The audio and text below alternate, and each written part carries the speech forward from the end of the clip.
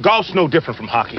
Requires talent, self-discipline. Golf requires goofy pants and a fat ass. You should talk to my neighbor, the accountant, probably a great golfer, huge ass. How do you measure yourself with other golfers? By height. It's a very, very special honor. I'm Paula Creamer, and you're listening. Well, we're waiting. Hi, this is Martin Cove, a.k.a. John Kreese from Cobra Kai, and you're listening to Quiet, Please. Let the word go out from here across the land. Let Daddy Noonan approve. Hi, boys. Nice day for golf, ain't it? Quiet, please. Oh, you got secrets, eh? Hey, this is Shooter McGavin. You're listening to the... Hey, you guys. Hey, we're trying to have a podcast over here. Welcome once again, everyone, to Quiet Please, the golf podcast. I am Alan Depew, and you have found our little panel of golf industry experts as we discuss the men, women, and news stories that are affecting the industry and the game today.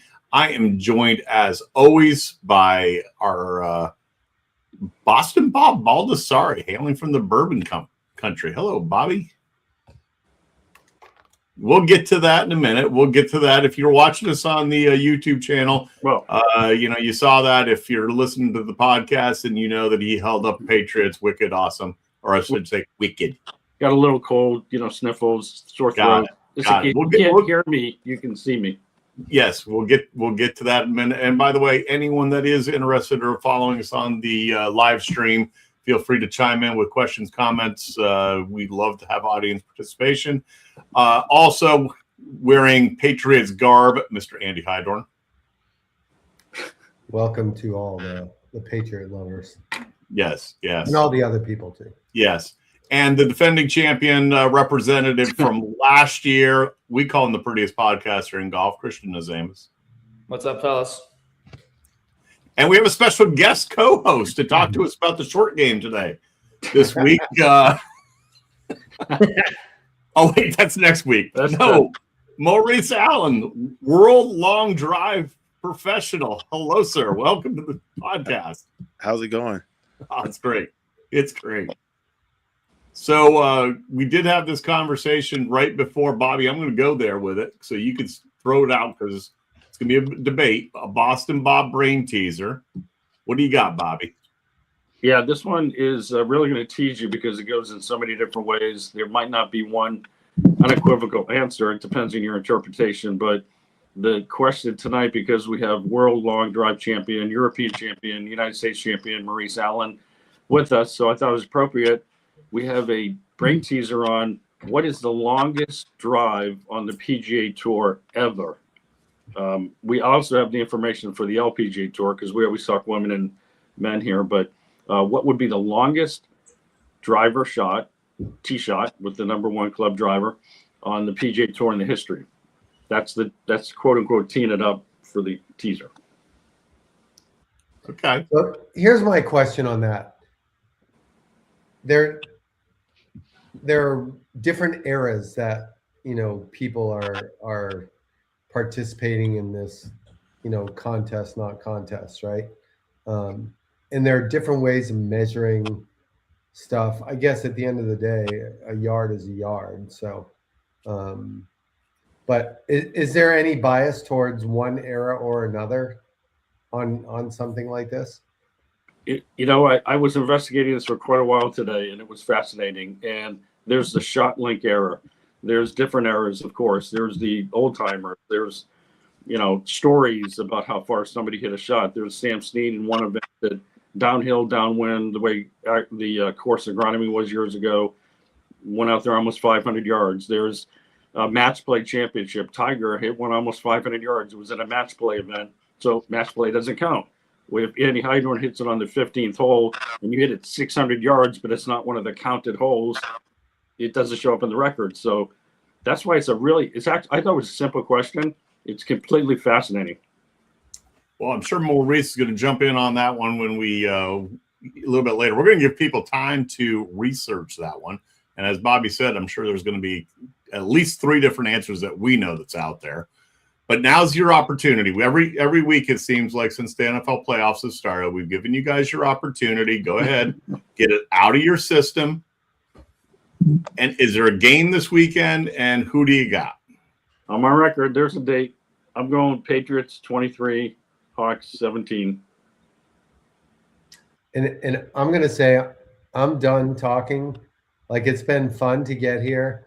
I think it's a little bit ridiculous how one-sided the predictions are. Some people thinking that it's not even going to be a game. And hey, those people might be right. I don't see it though. So I'm looking forward to the game, and I think it's going to be a much better game than people think. Maurice, who you got?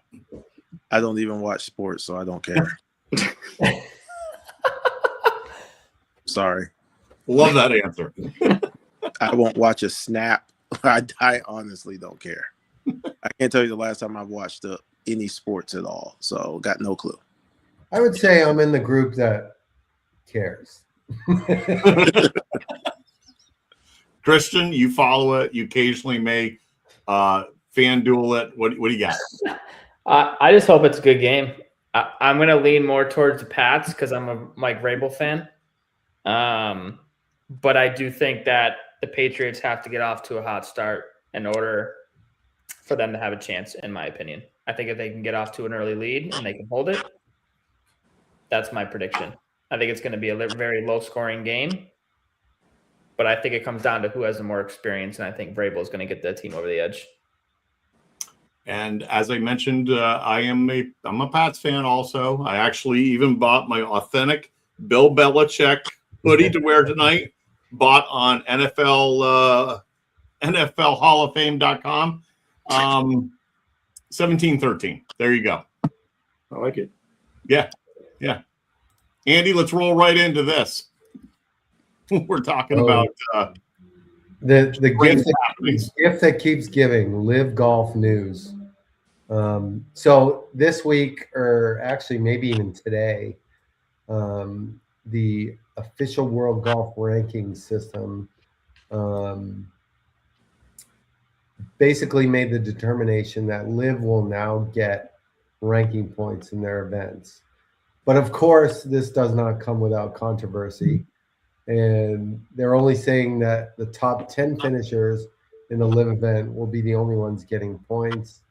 And everybody on the LIV side is up in arms about this. And I think it's somewhat of a compromise. I'm not sure how fair it is, to be honest with you. But it seems like they gave them what they asked for, but wanted to twist the knife a little bit while doing so. Bobby, anything to add? Patriots 23. Terrible. Absolutely terrible. I'm on the we all we need. So sad.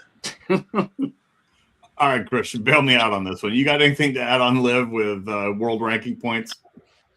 Yeah, I think it's from a LIV side of it, I think it's a major win for them. But I think on the outside of the golfing world, it doesn't necessarily matter, if that makes sense. I don't know. Like, I think when you look at some of the guys that have come back already, like Brooks and other people, like P. Reed's coming back as well. I think when you look at the foundation of what has happened in the last couple of years within golf, professional golf, I should say, it's been interesting to say the least, but I don't know.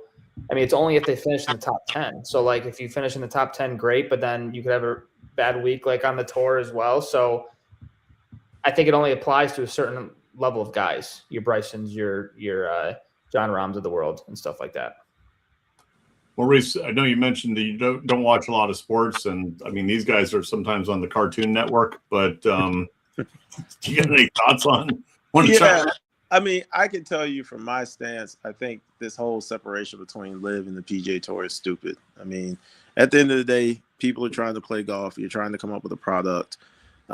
It's a competing brand per se. As far as it goes with world golf rankings, that should be completely opposite of anything that's going on with the tour, right? Their job is to govern themselves and tell, I predict, or give a system that is to help establish who the best golfers in the world, regardless of who they are and where they're playing, regardless of your political views, personal views, et cetera, et cetera. So, I mean, if people are playing and they're playing amongst the best in the world, give them the opportunity to continue to get those points and do the things that they do. They're still providing entertainment. I mean, if you look at some of these guys, they're going on DP and they're going other places and they're still playing good golf. They're not, it's not like the backdoor tour, right? You know, there are some guys there who are doing well, who I could arguably say would not make the money that they would have made if they stayed on the PGA Tour, which is great for them and their families. But it's still golf. Like, it's okay to grow. It's okay to accept new things. I mean, just my point. I mean, plus I know a lot of guys personally on LIV, so I'm always I can separate the two. Like, I'm not headstrong on PGA Tour. I've always said just that. From a humanistic standpoint, they're doing what's in their best interest, they feel, of their family. And we've said on this show that Brooks probably made that decision because he was battling injury at that point in time. Maybe we didn't know how severe. And at the same token, maybe he just wanted to come back because he wasn't finding it wasn't getting his juice to play out there as he was getting it on the PGA Tour. Well, I mean, the other thing is, think about it this way, right? I mean, there are tons of people that we make excuses for all the time that do things morally questionable. And that's an easy way of stating it. These guys haven't hurt anybody. They haven't caused anybody any harm. They're literally just playing golf, right? So what difference does it make? And I've heard people say, oh, it's blood money and this, that, and the third. I'm like, well, everything over here is blood money as well. Like, no matter where you go, every corporation that takes over another corporation kicks people out, puts people out of jobs. There's always cutbacks. There's always this, that, and the third. So, I mean, you know, you can't say one thing and then it's okay here, but it's not okay there. That's not cool. I mean, ultimately, I've seen people even lose friendships. People look stupid over this thing. You know, Rory ended up looking real crazy for the longest, got left out, hung out to dry by himself, which was not cool. And then there are people who lost a lot of potential money, like Hideki. You know, Hideki lost a whole heap of money when he had the opportunity to go, but didn't go. And so it's just weird. The whole situation of it is weird, but it's been weird, so I don't expect it to look normal or civilized anytime soon. Andy, you didn't lean in, but I'm going to ask you anyway. Got any thoughts? Further thoughts? Yeah, no. Look, I feel like, again, when LIV started, the official World Golf Ranking rules were such that LIV would not qualify for World Golf Ranking points. I think things start to get a little bit fuzzy when you start letting the Hero World Challenge get points and things like that, which I don't think that's right either.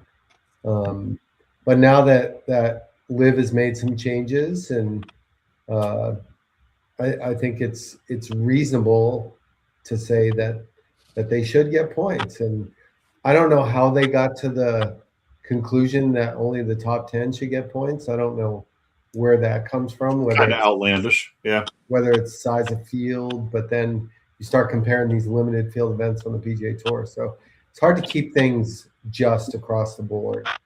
But I think that it's all good. I think as they've evolved, they're to the point now where they should be getting points.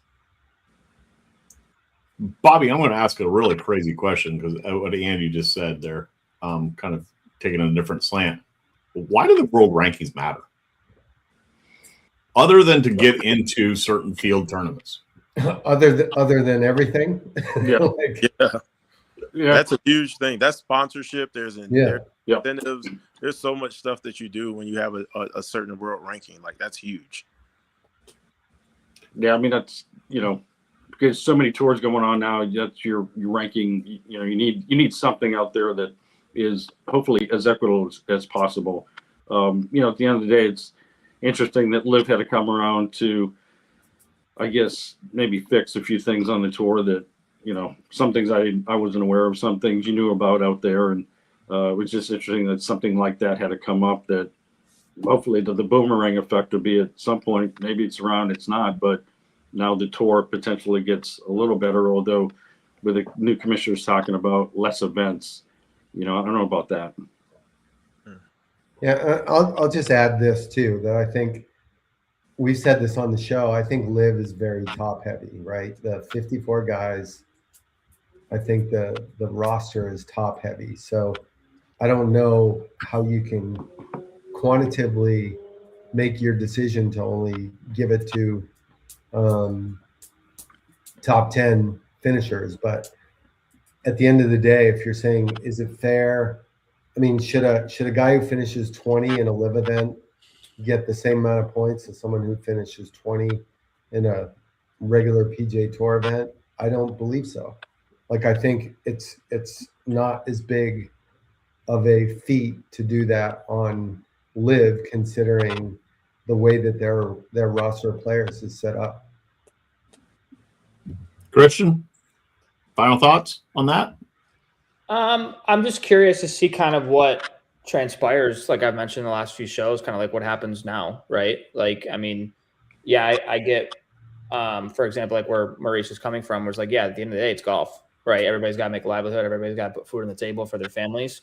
And they had to make the decision to go to the tour and play. It's, at the end of the day, I'm just curious what the next steps would be as far as where LIV goes from here. Now they got the World Golf Rankings coming back. What's going to happen? I think everybody's, if it's even going to happen, if there's going to be a merge on the PGA with LIV, I think it should happen at this point. If you're bringing back World Golf Rankings, they got to figure it out, in my opinion.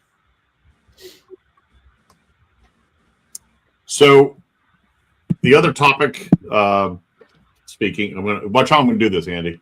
Brooks came back, played, had his performance. They picked on him because I think he finished like 61 or something like that at one point.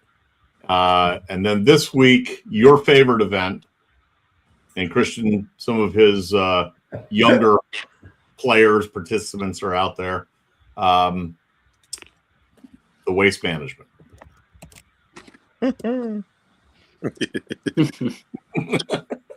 Jesus Christ.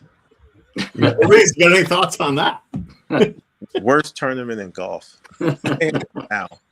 Like, wait, I don't know. It's just the whole thing's an embarrassment to me. I don't get it. I mean, I get it, but I don't get it.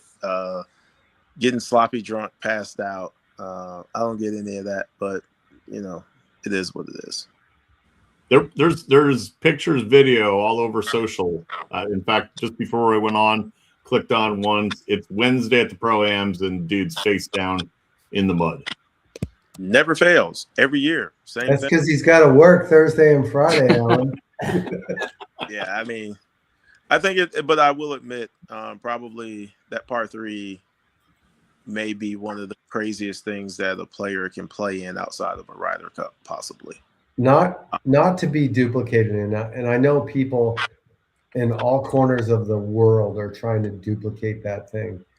Don't, because it's so unique. And I agree, Maurice. It's like one of the craziest things you'll ever see, and it needs not to be duplicated anywhere else.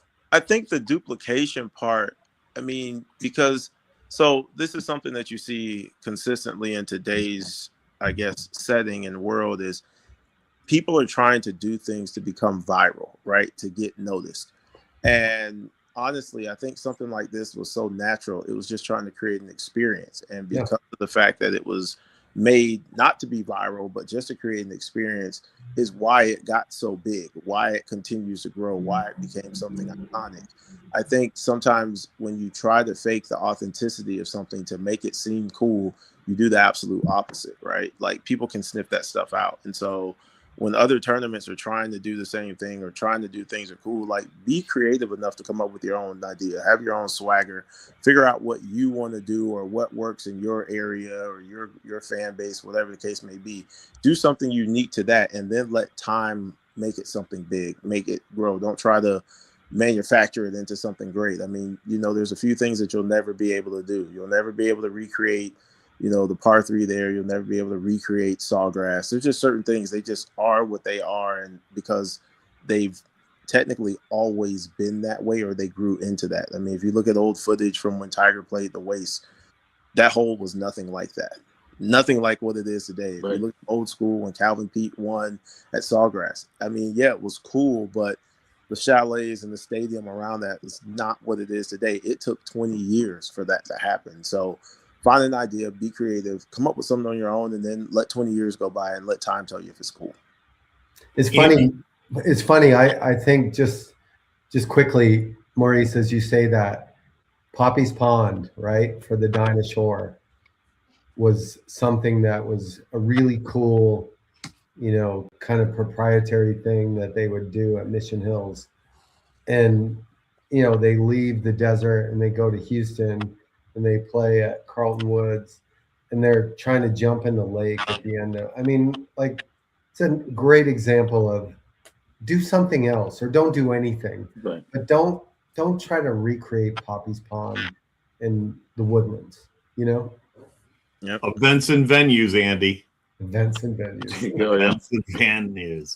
Christian, speaking up for the younger generation, got any thoughts on the waste management? God, I don't know if I Bro. should be speaking up. For Bro, is that I'm a 29-year-old, and I act 55 though. My God, I got enough gray hairs Look to. look great on the side you got going? I know, Listen to that. and I have a much larger shoulder turn than you do. So We can get into that later. I would also, but I think when it comes, I do like what Maurice said. I think when it comes to the product itself and when it comes to what they have created, it is arguably one of the best atmosphere holes on the tour. However, I think when it comes to the standpoint too of it's a shit show. I'll say it as it is. The holes are a complete shit show every year. I mean, people get blackout drunk. People are throwing up in the stands. Probably they're throwing things on there. The golf course, it's just not what golf is, what the history of golf is made of at the end of the day. I think when you look at the course itself, it's a beautiful layout.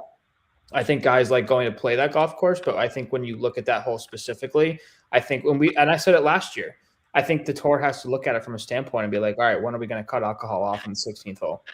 Because it's just not even, I know they never will, but I think from a standpoint of, it got really bad last year and it's already starting off bad this year. I can't wait to see what happens the next 3 days, jokingly. Yeah, I mean, they'll cut it off if something unfortunately catastrophic happens. But I think one thing that people have never thought about is, if you go down the list for the last 10 years or 20 years, top party colleges in America, ASU is one of them. Yep. What's close to waste, you know what I mean? So it fits the same demographic of what that city embodies as a whole for a younger age group, right? And so it kind of is what it is. You just absolutely. Yeah. Yeah, and the Byron Nelson used to have a bit of that too. I don't know if you guys know or remember that, but the Byron Nelson used to have a lot of college kids come, and there was a spot there that it was a junior version of what waste management is. Bobby, wasn't Mr. Historian, wasn't Hartford? Didn't they have the 16th or 15th of par 3 many years ago? Yeah, there's been a few events over the years that all of a sudden the hole became pretty iconic and it started to grow, but then some events closed. This thing's been going on a while, and I think they strategically tried to capture something. It's pretty special there that there was probably a tipping point where it was exactly to Maurice's point, fun, unique, innovative, fresh. If more people looked and said, that looks like fun, I want to try golf, but then, where's that tipping point that becomes almost comical? Yep. Yeah. I'll say this too. One last thing from me on the waste management is, aside from all that other craziness, I was reading our friend Keith Stewart's Read the Line, and that tournament produces some really good play from some really good players on a yearly basis. It's not very often where you see somebody win that thing that's kind of one of those lesser known PGA Tour players. So it always does produce a good champion. I like the 17th hole myself. I think that's a really cool hole. Oh yeah, it's a great finishing stretch. Yeah. Yep. Yeah. They're pretty straightforward holes if you played on a normal Sunday. right? But when you have the lead going into 16 and you have all the noise going on, plus a drivable 17th and a pretty easy 18th, that stuff plays a huge factor. You can either go birdie, birdie, birdie, or you can go bogey, Goodbye. double, bogey. I mean, You forgot to mention the Goodyear blimp flying over your head. Also, yeah, of course, absolutely. Yeah, Maurice doesn't even see the water on 18. Probably not. I don't know that hole very well, so probably not though. That water, some of those guys can clear it, on the left side, but Well, speaking of hitting it over water, I'm going to do a little intro to my friend here, Maurice, because we've known each other for many years. And I first met Maurice, I was at PJ Golf Club, and his dad, Jesse Allen used to run the Orange County Convention Center. And he calls me one day and he says, "Hey, my son is a track and field star at college and he's getting into golf and hits it pretty far. And do you have any events that you might want to have him?" I said, yeah, bring him down. And I said, "No, he doesn't hit it far. He hits it freaking stupid far." So that's when we first met. When I was at PGA, had Maurice go to the senior PGA championship with me. The PGA championship put on clinics. There's nobody better. He resonates with kids. I mean, just the presentation is so powerful. Biggest heart out there with anybody. Every time Maurice does a deal, a sponsorship, whatever, there's always a avenue that Maurice, you're giving back to Boys and Girls Club, your foundation, you're giving the kids. You're the ultimate helping people bring it along as a role model, inspiration. If you don't know, we have a Guinness Book of World Record holder on the show. On the show tonight. Maurice gave me this some years ago. Do you remember this? Yeah, I remember that. Huh. Bobby, pull that down again. Lower that a little bit. Christian, that does look like my shoulder turn. Oh, right there. Yeah. Yeah, right. Yeah. That's exactly. Maybe 60 years ago.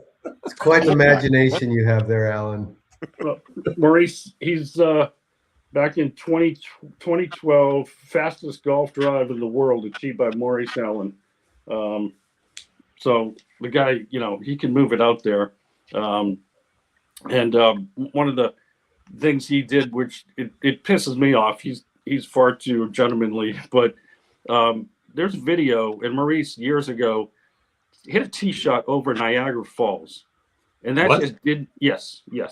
And that just, I reposted that. I've talked about it. The guy hit it over Niagara Falls, and it just didn't get the notoriety. This is legit. There's video.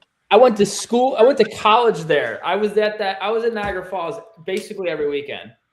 That's incredible. Yeah, that's a thing. We tried a few major golf publications tried to say it didn't happen, and we're willing to write a story that it didn't happen and that it was all, I guess, AI wasn't a thing there, but they just said it was computer generated of some sort and loops and all this other stuff. And I'm like, okay, well, sure, you could literally see the ball the entire way, but it is what it is. But, it happens. It's a part of the deal. I mean, I did it. I mean, we got the ball. The thing they didn't know was what we did was I literally wrote on the ball before I hit it. And so that's how you knew it wasn't a ball that was planted. I literally, before I hit each ball, I wrote a number on them. And it wasn't like in order sequentially either, which was And they still tried to say you didn't do it? Yeah, that pisses Bobby off over there pretty good. You see him shaking his head. He's not happy about that. Well, I remember when we had Maurice on before, like we talked about this. I think you even shared the video. Yeah, it was probably, I think we talked right after I did it. Not too long, maybe a year. Within a year, something like that. But yeah, Golf Channel didn't talk about it. Golf Digest, Golf Week, Golf Mag, none of them picked the story up. And then they put the plaque down 2 years ago commemorating it. Someone stole the plaque, so that's gone. And then golf.com was like, oh, well, we heard through Twitter that it wasn't real. I'm like, Twitter? We're using Twitter. Okay, great. But it was produced by Scratch. So, at that point they were affiliate of the PGA Tour. So I don't understand how you question the integrity of that, but hey. Other people have tried that, right? Has John Daly tried? John Daly in particular. Yeah. John Daly tried. He hit balls for like an hour and a half and didn't make it.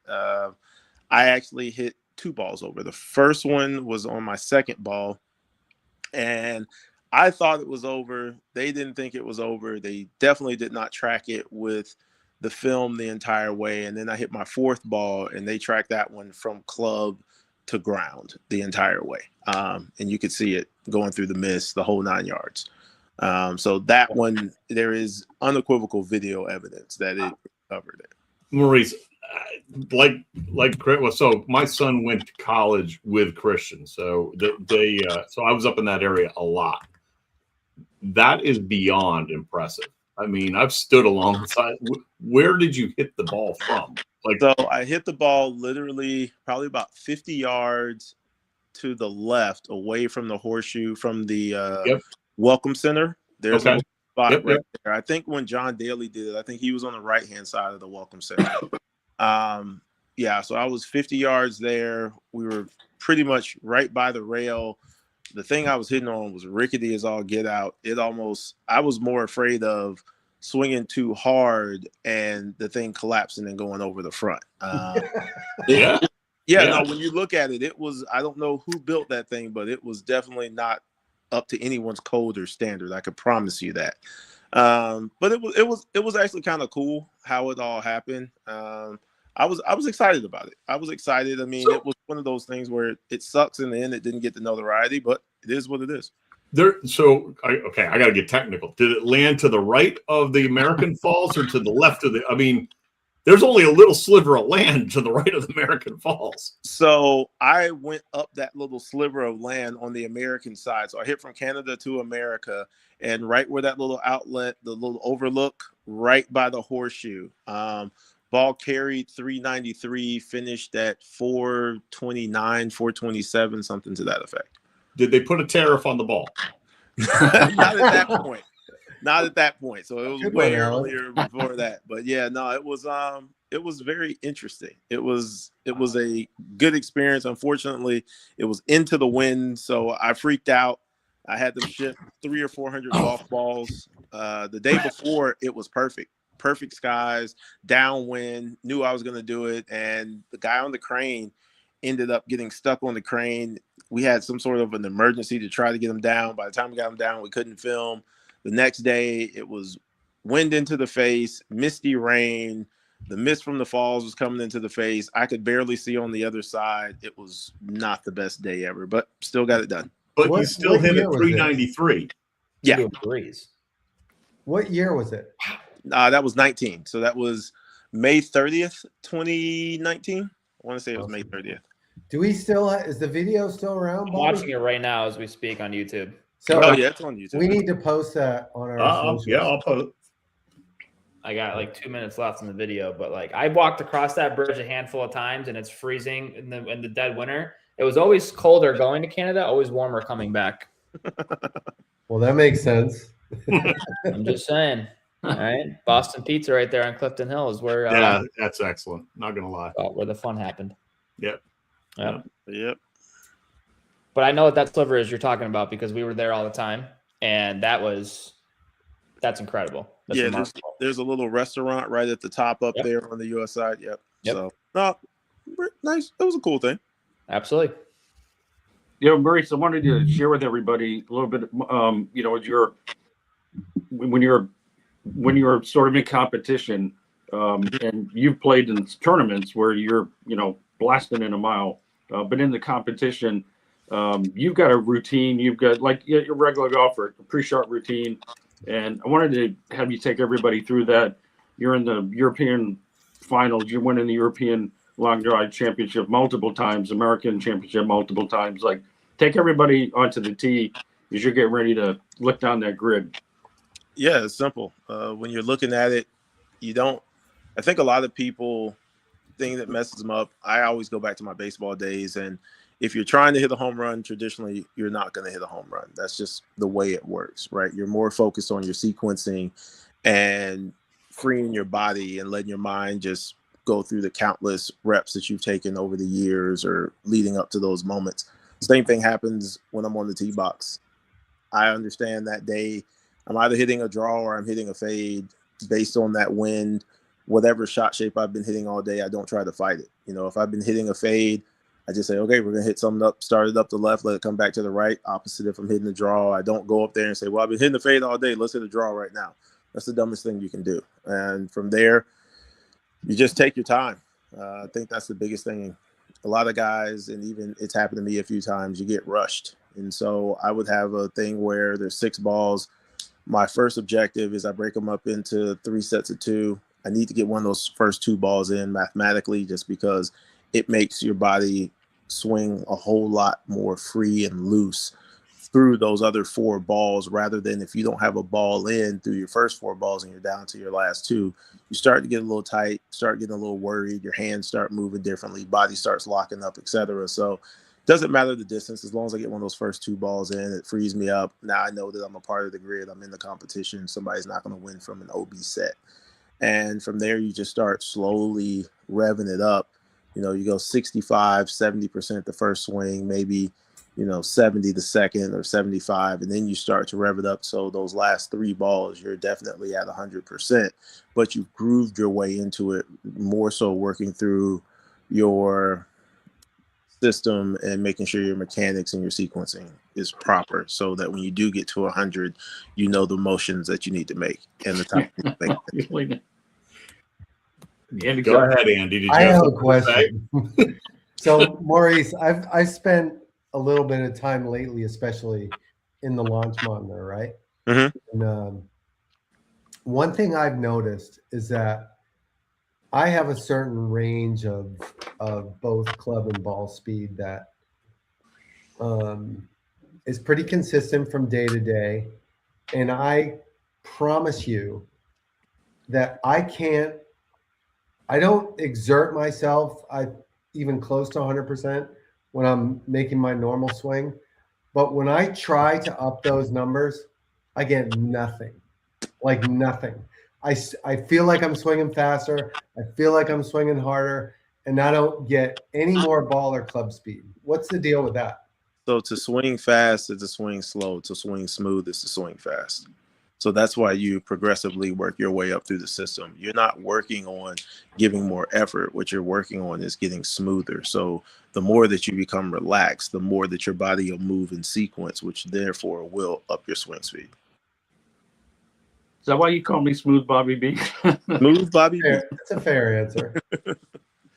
So yeah, that's your problem, is you're actually trying, and you shouldn't try. You should work on the smallest things in your swing, which will up your swing speed. And I don't lose any speed. No, you're not going But I to don't lose any gain speed, it. but I promise you that you're creating so many parachutes that slow your swing down where it doesn't make a difference. Yeah. I All right, I'll be right back. All right. Maurice, I got a question for you. I was on your website earlier. Impressive story. And I mean, the other thing that struck me is, man, you're an athlete.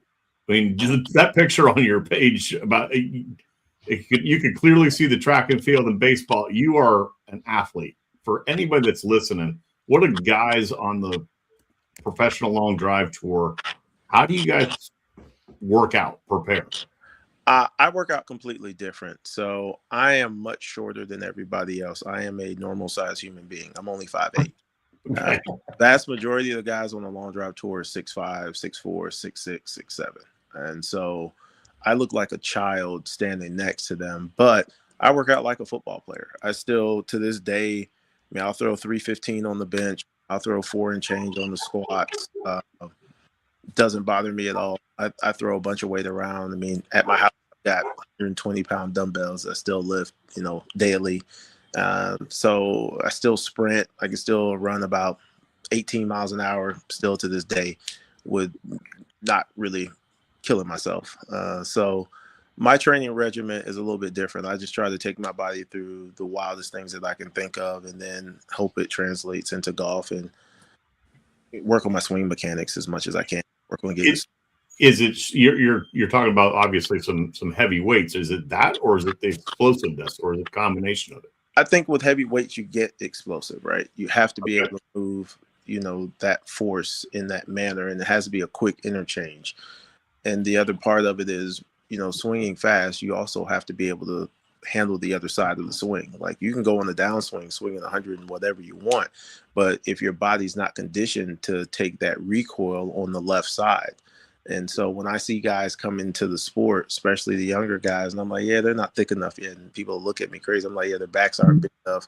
Their obliques aren't big enough. They're not strong enough. I can just look at them and say, yeah, this guy's going to get hurt pretty easy because you're going out there swinging out of your shoes or whatever. You get into the 140s, 150s, and you still have to slow down on the opposite side of that ball. So you have to be able to take that blunt of that's a lot to slow down really fast.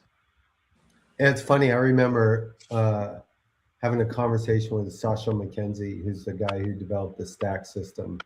And a lot of what he talked about is the ability to go fast is regulated by your ability to stop. Mm-hmm. So if you can't stop, if you don't have the structure and the ability to stop, you can only go so fast. And it was pretty interesting to listen to him. I'll say this. Not saying you don't have the ability to go fast, but you'll only go fast once. I promise you. Yeah. You'll do it. You'll do it one time, and rule number one in everybody's life, self-preservation. It's going to say, yeah, we're not going to do that again. I can promise you that. Yeah. For my football guys out there who like it so much, it's like a guy on kickoff or punt return. He's good until he gets hit one time, and then you get to see what he's really about after that. Yeah. So who's bigger, you or Jason Zubak? Size-wise or height-wise? Both. Height, he might be taller than I am. Size-wise, he's way bigger than I am. He was on steroids. Was he? He wasn't clean. There's no way. Absolutely no way that joker was clean. How about Jamie Sadlowski? Oh no, Jamie was clean. I'll never argue that. Jamie's tall, but he doesn't weigh anything. He weighs nothing. I saw him in person. Like, I couldn't believe. I mean, he's clearly just. Jamie's probably 180 pounds soaking wet, maybe. Yeah. I mean, and that's being generous, but I mean, he's special, to say the least. He never got. And it was funny because when he was competing and when he was winning, a lot of the guys were the big, bulky jack guys, and he stayed in his lane, right? He didn't try to do anything different. He didn't try to become anybody different. He just did his thing the way how he did it and was extremely successful. All right, I got one last question before we throw it back to Bobby with his brain taser. So how does somebody translate? It's interesting you talk about sequence because Andy said that's what's wrong. That's why I don't have shoulder turn anymore is because my sequence is off. So how do I? How do you fix Come that? on, man, work with me, Andy. I mean, how does the average guy, Maurice? How does the average guy? I mean, no one's going to be like you guys that are crushing it, but how does the average guy adapt something that you work on to their game? They don't. That's an honest answer. If I'm being honest, they don't. Most people swing over the top, and if you swing over the top, that means you have to decel into the ball. There is no way you can accelerate into the ball. You have to redirect. Your hips are shut. Your hands are moving at the ball. You're flipping. You're doing a lot of stuff to hit that ball if you're coming over the top. It is, from a physiological standpoint, impossible because, back to law number one, self-preservation, you are not going to hit yourself in the ankle with that club or that ball. So I guarantee you're going to slow down. You're going to early extend. You're going to hump the goat. You're going to do everything you can but hit yourself. So, yeah, unless we're talking about a psychopath, whole nother ball game there. You got a psycho on your hands. They might do it. It might work. Don't want to be in a cart with them, but go for it. Okay, so let me expand on that a little bit. So what do most of the guys who do what you do, what's their path? You got to be in to out. I mean, you can hit a push, you can hit a push draw, you can hit a push fade, you can hit a straight ball. But the guys who are, over the top, number one, it's not possible. But are the guys 3 to 5 in out, like 5 to 8? Like everybody's different. I mean, I was 8 in, 8 out, 8 up. Good luck. Good luck trying to do that.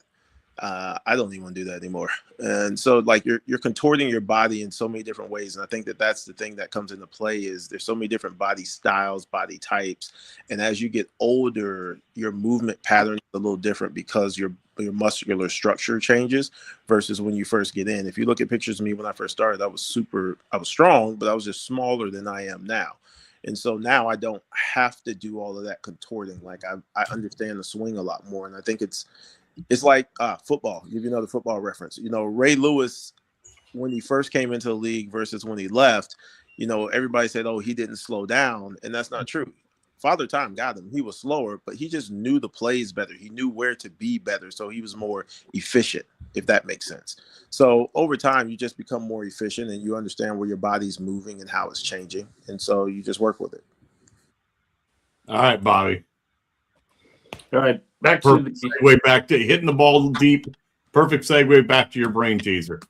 Yeah, this was we talked about top of the show, so this was an interesting one, and there's just different ways to slice this cake up, but by most accounts, when you look at this in a rational way, quote unquote, the longest drive in PGA Tour history would be Mike Austin, 515 yards, but there's these interesting other things that are in, like Tiger hit one 498 yards. That's the longest with shot link, but it was in the match play, so it's not supposed to count in match play.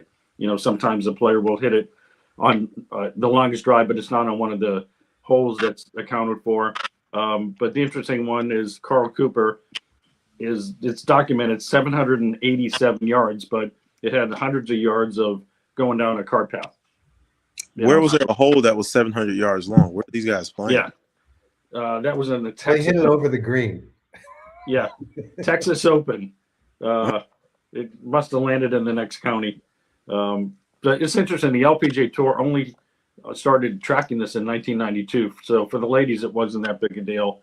But for the PGA Tour, and you got different eras and all kinds of stuff. But it's Who's pretty the fast. ladies champ? Is it Brooke on the ladies side? The ladies, the longest one for the ladies is let's see.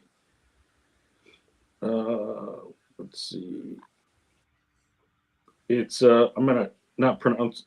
These are the driving averages. Recently, Lexi Thompson hit one 327 yards. Okay, that's pretty good. Right. Post. Yeah, I'd say either Lexi or Brooke.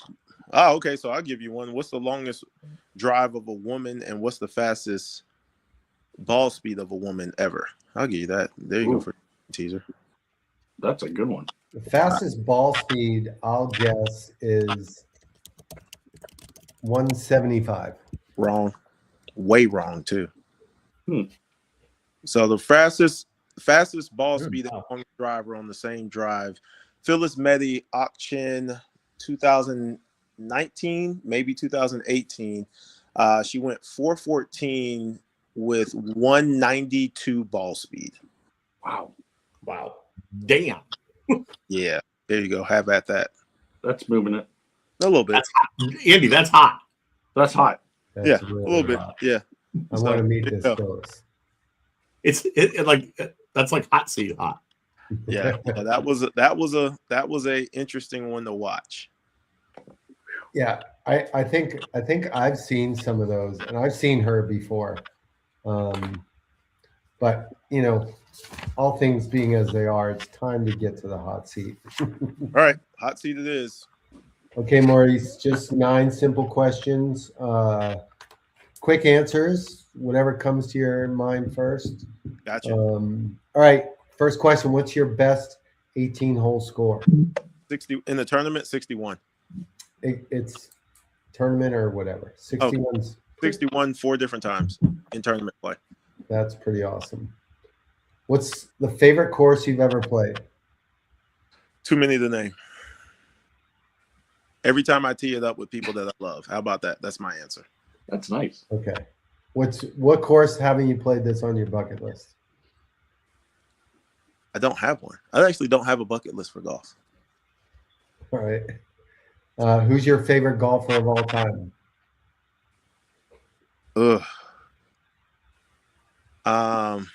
Man, it's personal. So you're not going to like this answer, but there's a bunch of them.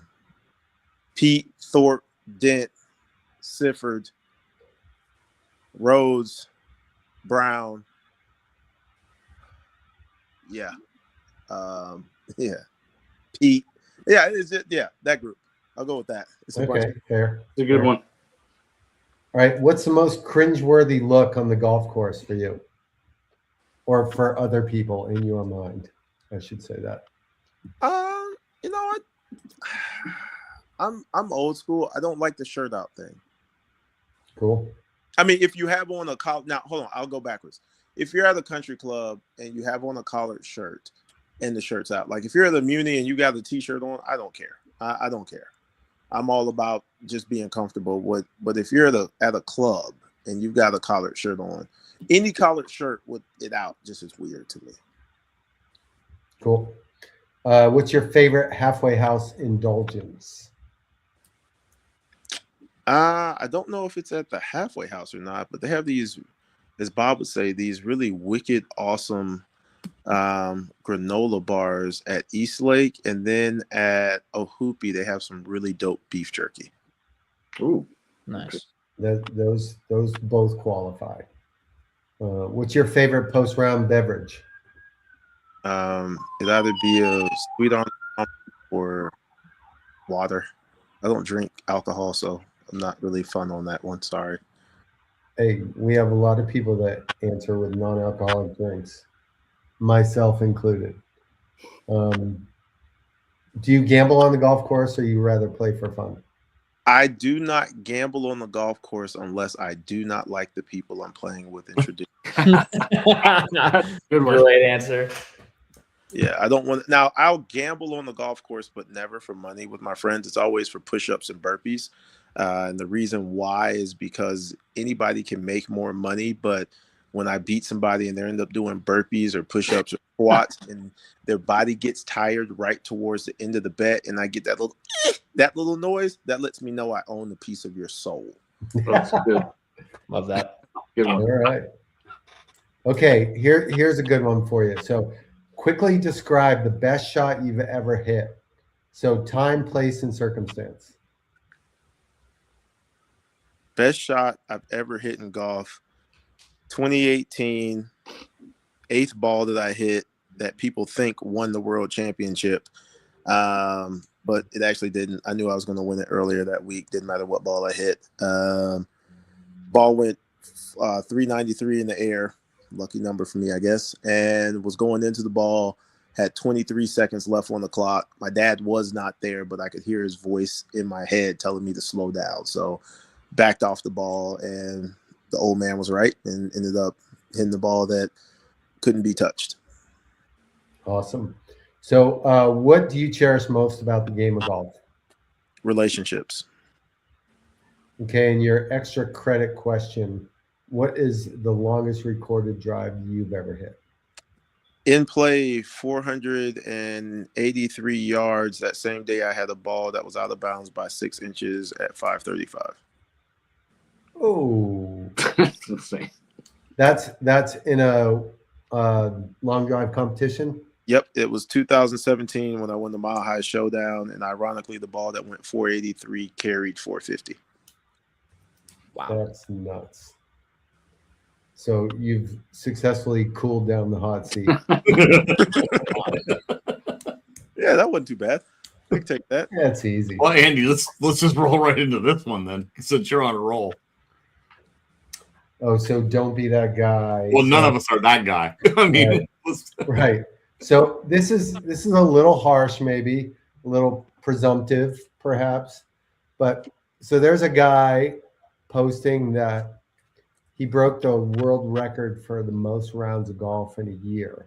His name is Barry Gibbons, and he says he played 1,235 rounds of golf in a year. Okay, so saving everybody a little math, that's 3.4 rounds per day for 365 days with no days off. I call bullshit. I don't. I mean, I've played 54 holes for 14 days straight. The question I'd ask is, was he in a cart? Was he riding? And then, secondly, if he's lying about it, what does he have to gain? You know, I think he has to gain that he's now on the Quiet Please podcast being talked about. I think the question, you never know what a person's going through, and you never know what causes them to do those things. And it may be something he was trying to work out or cope with. And I honestly believe that I find so much peace on the golf course. And there are a lot of people who are purists of the game who aren't going out there to kick it with the boys and or get away from the duties at the house. They go out there to find answers. Some people say they find God on the golf course.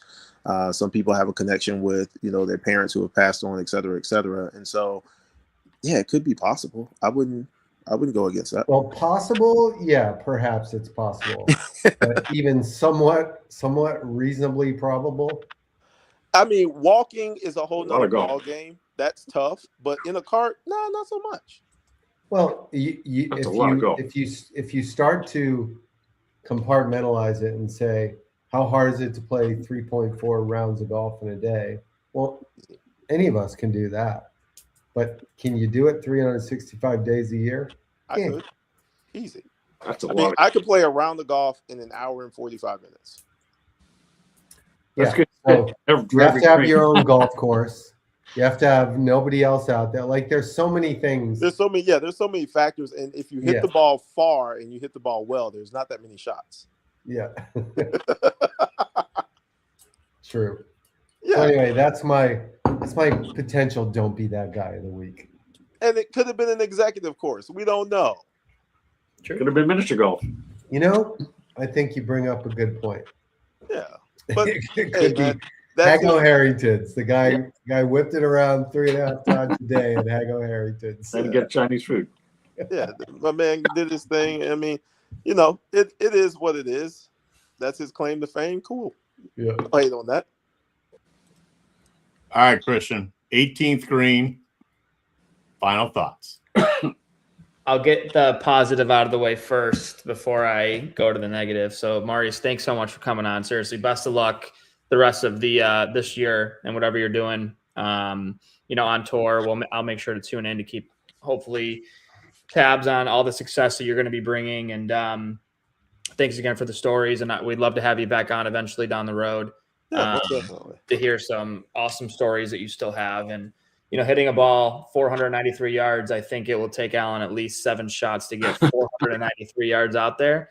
And I think if Alan were to try to play that much golf, I'm pretty sure he would not be able to shoulder turn anymore. So those are my final thoughts. Okay. Moving on to Bobby. I'm not even going to dig that. Christian, I am tired of the abuse that I'm taking on this. Hey, you gave me some crap before we went on air. You just calm down, little Cadet Smalls. Your driver will go not even as far as my 9-iron. I guarantee Maurice hits his 7-iron as far as probably maybe even a 9-iron. Go ahead, Bobby. Well, Maurice, wait a minute. I used to be a good player. Whoa. We're living in the past. Yeah, we are. Yeah, let go. Go ahead, Bobby. Yeah, well, if you ever want to do a charity fundraiser, Maurice has a standing bet. He'll hit it further with his pitching wedge than your driver, and guy doesn't lose. So, Maurice, we're gonna have you back on. I call him Mighty Mo. Love the guy to death. We have so many stories to share. Him and I have been around. We traveled together. We had some great dinners together. So there's nobody better out there. The biggest heart ever. Do me a favor, everyone. Go to MauriceAllen360.com. MauriceAllen360.com. Learn more about this guy, what he's about, his purity of his heart, helping others is his mission in life. And we got to have you on, Money Mo. It's been too long. We've been busy. I had to move. Stuff happens, but it's good to see you. Nice to see you as well. Mr. Hydorn. So yeah, echo that, Maurice. Thanks for coming on. It's good to get a chance to hear some of your stories again. I got one thing real quick. Is kind of a breath of fresh air, if you will. The commissioner of the LPGA Tour, Craig Kessler, this past week made a call to cut the LPGA tournament from 72 to 54 holes. got a whole lot of criticism for doing so.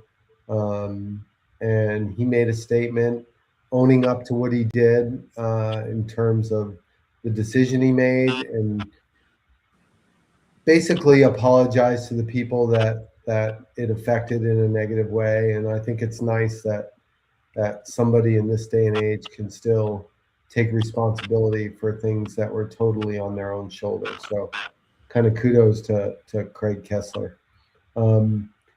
We have some really cool news here. The Quiet Please podcast now has an official apparel sponsor in Holderness and Bourne. We're super excited about this arrangement that we've kind of consummated with H&B, and we're all big fans of the product. Really looking forward to representing Holderness and Bourne, and looking forward to a long relationship. Maurice, you got shoes? Final thought. Yeah, final thought. Shoes. So yesterday, Adidas and I collaborated, or we dropped our collaboration, which is the first shoe in the history of the game of golf to celebrate and recognize Black History Month, which is this thing right here. So it's actually kind of cool. Cool. Dropped this yesterday, so that's the first one. It was a promo colorway for friends and family, so unfortunately people can't get this. And then there is a even more limited promo colorway, which is this one here. Whoa. As well, this one there are only 5 pairs that were made, so these go to some super special people.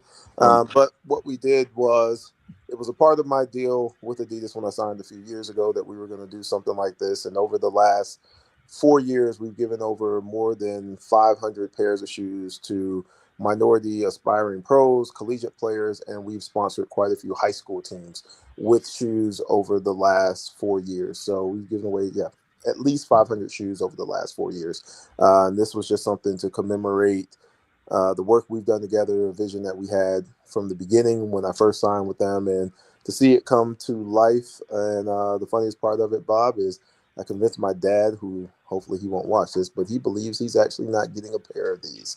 So when they show up to his door, he's a big crier, so he's probably going to cry. But it's just a part of the extension of, just trying to pay it back for the great things that he did for me as a person. And a lot of other people were honored with this shoe that have placed a lot of work in the golfing industry, Black people, Black men, Black women. And so I honored them by making sure they got a pair as well. That's awesome. Very cool. I know. That's awesome, man. That's awesome. All of that, Alan. I really went out of order. I should have just let Maurice wrap the show up. You can talk about your great backswing. Here we go. I could. You know what? Hey, here he goes. I rocked in high Now school. Maurice is throwing jabs at you. I rocked in high school. You went all state, all county. I wasn't all county. I will say though, he is the best putter I've ever seen in my life. Well, this guy with a flat stick can make it from anywhere on the green. Has to be now. Yeah. Oh yeah, of course. The equalizer. You got nothing left. Can I get back to the final thoughts, gentlemen? Our co-host BE, who's on assignment, chimed in. Yo, boy, sorry I missed. Said to say hello to Maurice. Thanks for being our guest. Looking forward to being back with all of us next week. And he chimed in and said nice on the shoes as well. So there you go. BE's chiming in as well.